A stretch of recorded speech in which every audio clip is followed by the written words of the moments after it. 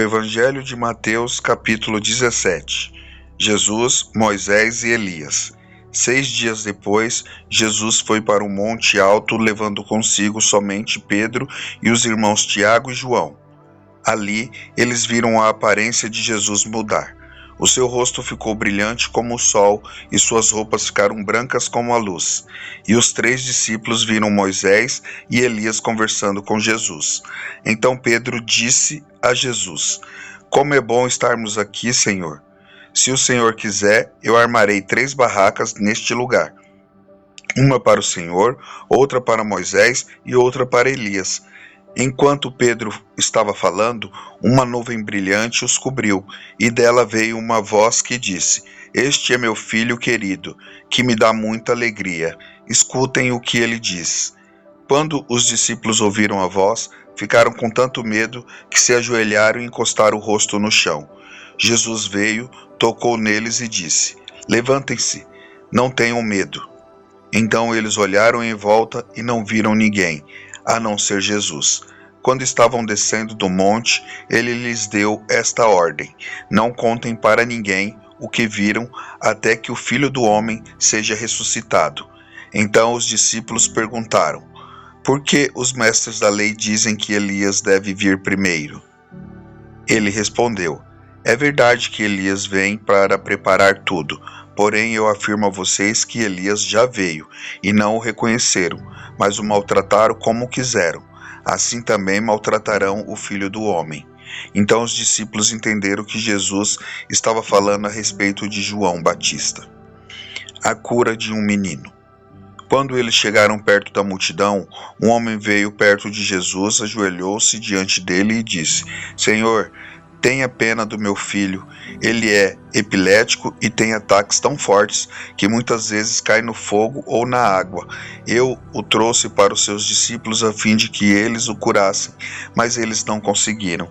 Jesus respondeu: "Gente má e sem fé, até quando ficarei com vocês? Até quando terei que aguentá-los?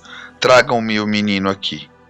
Então deu uma ordem, o demônio saiu e, no mesmo instante, o menino ficou curado. Depois os discípulos chegaram perto de Jesus, em particular, e perguntaram: "Por que foi que nós não pudemos expulsar aquele demônio?" Jesus respondeu: "Foi porque vocês não têm bastante fé. Eu afirmo a vocês que isto é verdade. Se vocês tivessem fé, mesmo que fosse do tamanho de uma semente de mostarda, poderiam dizer a este monte: 'Saia daqui e vá para lá,' e ele iria. E vocês teriam poder para fazer qualquer coisa. Mas esse tipo de demônio só pode ser expulso com oração e jejum."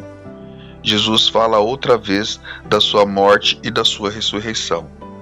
Um dia, os discípulos estavam se reunindo na Galiléia e Jesus disse a eles: "O Filho do Homem será entregue nas mãos dos homens e eles vão matá-lo, mas 3 dias depois ele será ressuscitado." E os discípulos ficaram muito tristes. O imposto do templo. Quando Jesus e os discípulos chegaram à cidade de Cafarnaum, os cobradores do imposto do templo foram perguntar a Pedro: "O mestre de vocês não paga o imposto do templo?" "Paga sim," respondeu Pedro. Depois Pedro entrou em casa, mas antes que falasse alguma coisa, Jesus disse: "Simão, o que é que você acha? Quem paga impostos e taxas aos reis deste mundo? São os cidadãos do país ou são os estrangeiros?" "São os estrangeiros," respondeu Pedro. "Certo," disse Jesus. "Isso quer dizer que os cidadãos não precisam pagar. Mas nós não queremos ofender essa gente. Por isso, vá até o lago, jogue o anzol e puxe o primeiro peixe que você fisgar.